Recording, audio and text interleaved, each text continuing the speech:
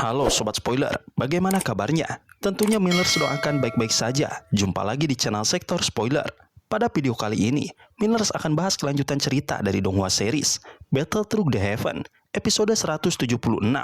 Seperti biasa, Millers mau ingatkan lagi bagi Sobat Spoiler, karena video ini mengandung spoiler, Mimin sarankan untuk tonton dulu episode-episode sebelumnya, biar ngerti jalan ceritanya. Tapi buat Sobat Spoiler yang gak sabar dan udah siap dengerin kelanjutan ceritanya, langsung saja kita gas ke ceritanya. Di episode sebelumnya, setelah semua berkumpul dan menyetujui pembentukan aliansi Paviliun Langit dengan Yaulau sebagai ketua, suasana berubah mencekam. Proyeksi wakil kepala aula jiwa muncul, menunjukkan kondisi ayah Xiaoyan yang disiksa dan menuntut Kiok Dewa Kuno Tousi. Xiaoyan menolak ancaman itu, dan meski intimidasi terasa kuat, keempat faksi tetap teguh melanjutkan aliansi yang telah disepakati. Paviliun Langit berkembang pesat. Mereka membangun jalur teleportasi, menyaring faksi yang ingin bergabung, serta membentuk aula informasi untuk melacak cabang aula jiwa. Beberapa markas musuh berhasil ditemukan, namun Xiaoyan memilih menahan diri agar tidak memicu perang besar sebelum aliansi benar-benar siap. Mereka juga membentuk tim-tim elit untuk melindungi para alkemis, membuat reputasi Menarapil semakin kuat di seluruh dataran tengah. Saat aliansi mulai stabil, Xiaoyan mengetahui bahwa aula jiwa menunggu kemunculan api teratai iblis pemurni yang diprediksi muncul 9 bulan lagi. Yaulau menyarankan agar tidak hanya Xiaoyan yang memperkuat diri, tetapi juga Cailin yang bisa berkembang pesat jika mendapatkan energi dari mata air 9 sunyi. Tempat itu bukan hanya penting untuk evolusi Cailin, tetapi juga menjadi lokasi bahan utama pil musim semi kuning 9 yin, pil tingkat tinggi yang Xiaoyan butuhkan untuk menghadapi api surgawi tersebut. Dengan tujuan baru itu, arah perjalanan mereka pun diputuskan. Di episode selanjutnya, keesokan paginya, Xiaoyan membawa Cailin, Xiao Yixian, dan Qinglin menuju wilayah binatang buas. Dengan kekuatan mereka saat ini, perjalanan yang dulunya memakan waktu berhari-hari, kini hanya membutuhkan setengah hari. Setelah memasuki wilayah Piton 9 kedalaman sunyi, mereka bergerak menuju jurang besar yang menjadi pintu masuk dunia bawah tanah klan tersebut. Saat hendak menggunakan kekuatan spasial untuk menyelinap masuk, Xiaoyan melihat sekelompok orang lain mendekati jurang. Mereka adalah anggota suku naga Void kuno. Xiaoyan terkejut karena ia langsung mengenali aura garis keturunan mereka. Namun ia menyadari bahwa kelompok ini bukanlah berasal dari Pulau Naga Timur yang dipimpin Xian, melainkan dari 3 pulau naga besar lainnya. Hal itu membuat Xiaoyan curiga. Jika mereka datang ke tempat suci Piton 9 kedalaman sunyi, pasti ada tujuan besar di baliknya. Setelah menebarkan kekuatan spiritualnya, ia menangkap percakapan samar bahwa kelompok itu adalah utusan salah satu dari 3 raja naga besar. Xiaoyan semakin gelisah. Ia tahu bahwa perang saudara suku naga Void kuno sudah lama berlangsung, dan Xian mungkin tengah berjuang keras untuk mempertahankan Pulau Naga Timur. Jika 3 raja naga besar mencari dukungan dari klan ular ini, keadaan Xian bisa menjadi semakin berbahaya. Untuk memastikan kebenaran, Xiaoyan menahan para anggota suku naga dengan kekuatan ruangnya. Meski mereka kuat, mereka sama sekali tidak mampu bergerak di hadapan Xiaoyan. Salah satu pemimpin mereka akhirnya mengakui bahwa mereka berasal dari Pulau Naga Utara dan sedang mencari aliansi dengan Piton 9 kedalaman sunyi untuk membantu mengalahkan Pulau Naga Timur. Xiaoyan terkejut sekaligus marah.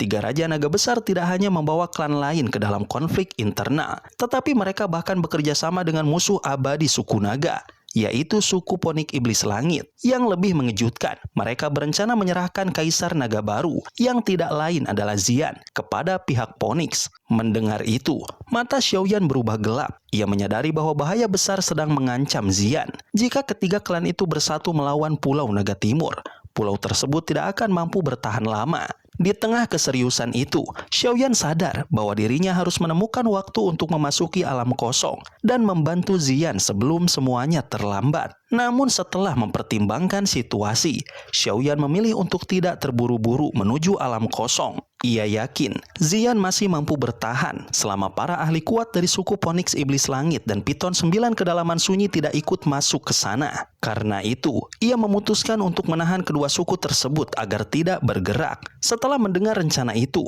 Cailin mengangguk pelan.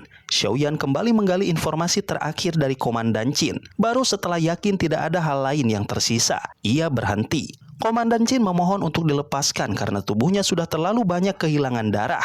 Xiaoyan hanya memandangnya tanpa emosi. Dengan sedikit gerakan tangan, ia menyegel Douki para tahanan itu, lalu melemparkan mereka ke dalam celah-celah gelap di jurang dalam. Nasib mereka sepenuhnya diserahkan pada keberuntungan. Tanpa ingin membuang waktu, Xiaoyan segera memimpin rombongan menuju lokasi yang disebut musim semi yang tenang. Mereka bergerak menembus dunia bawah tanah yang rumit. Berbekal peta rinci, mereka berhasil mencapai wilayah utama suku Piton 9 kedalaman sunyi hanya dalam waktu singkat. Di kejauhan, terlihat jaringan bawah tanah ular sunyi, markas besar sekaligus tempat suci suku ular tersebut. Tempat itu dijaga ketat, bahkan manusia ular biasa pun tidak dapat masuk dengan mudah.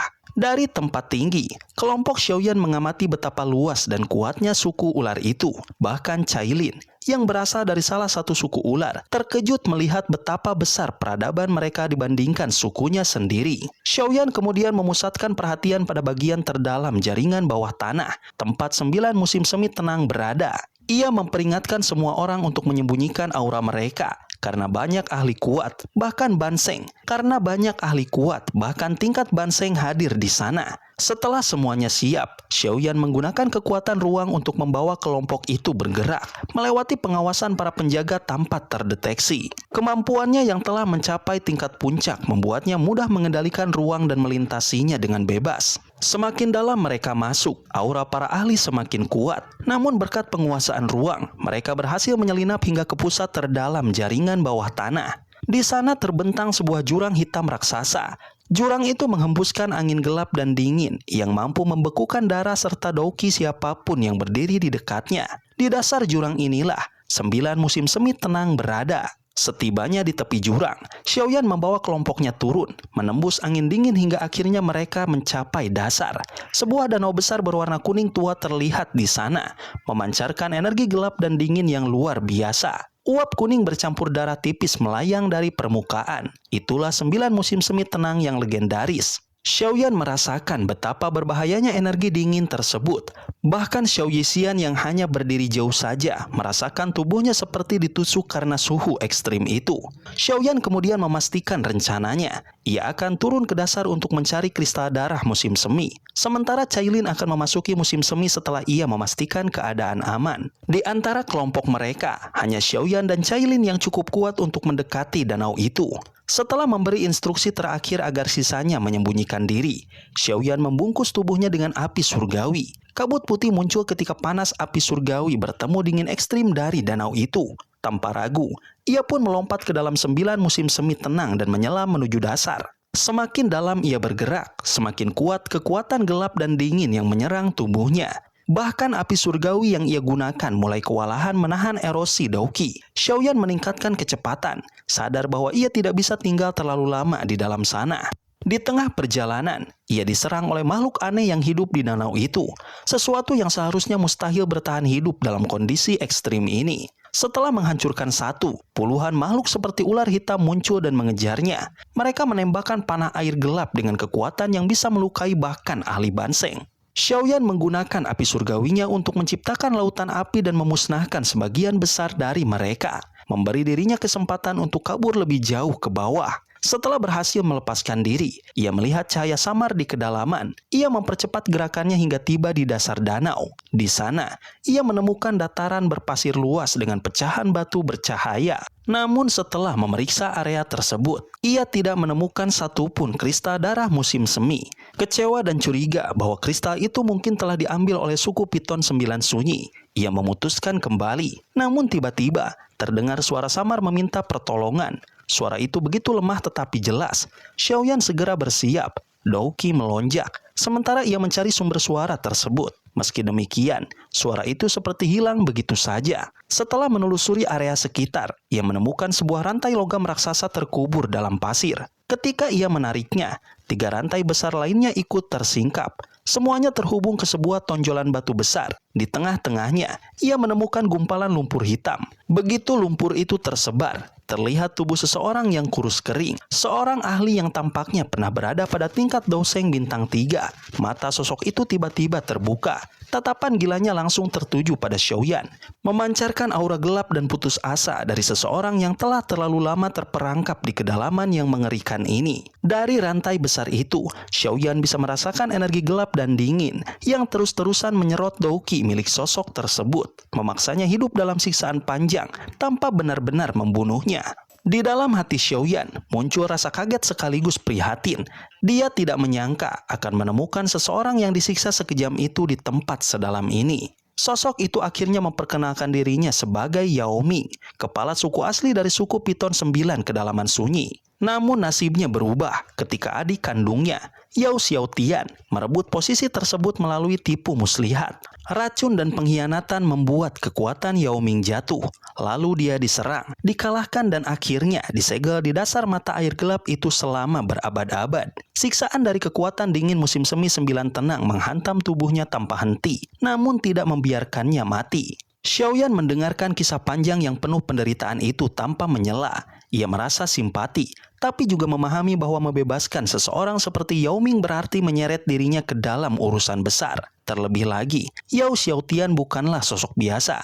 Dia adalah kepala suku saat ini dan memiliki dukungan kuat, termasuk tetua pertama yang juga berada pada tingkat Douseng bintang 1. Di sisi lain, Yao Ming mengungkapkan bahwa kekuatannya sendiri telah meningkat selama berabad-abad dipaksa bertahan dalam dingin pekat mata air itu. Meski penuh siksaan, energi itu justru memperkuat tubuhnya. Hingga kini ia berada di tingkat Douseng bintang 2. Yao Ming kemudian memohon agar Xiaoyan menyelamatkannya. Dia berjanji akan menggunakan seluruh kekuatan sukunya sebagai balasan jika dia kembali berkuasa.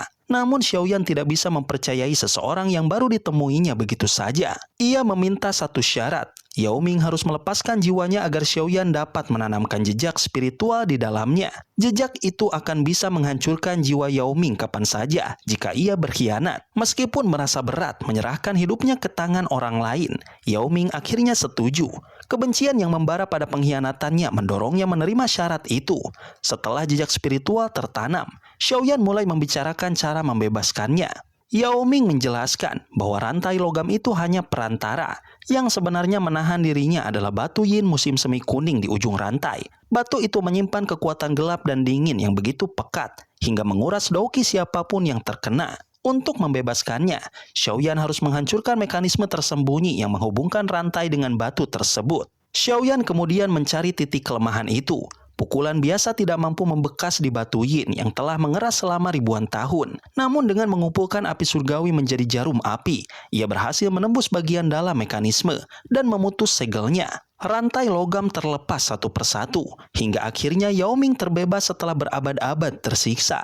Sementara itu, jauh di dalam istana bawah tanah suku Piton 9 kedalaman sunyi, Yao Xiaotian merasakan sesuatu yang berubah. Ia terkejut menyadari bahwa segel Yao Ming telah rusak. Setelah berdiskusi singkat dengan tetua pertama, ia bergegas untuk mencegah Yao Ming melarikan diri. Di sisi lain, setelah Yao Ming bebas, Xiaoyan memberinya beberapa pil obat agar Douqi-nya pulih sementara.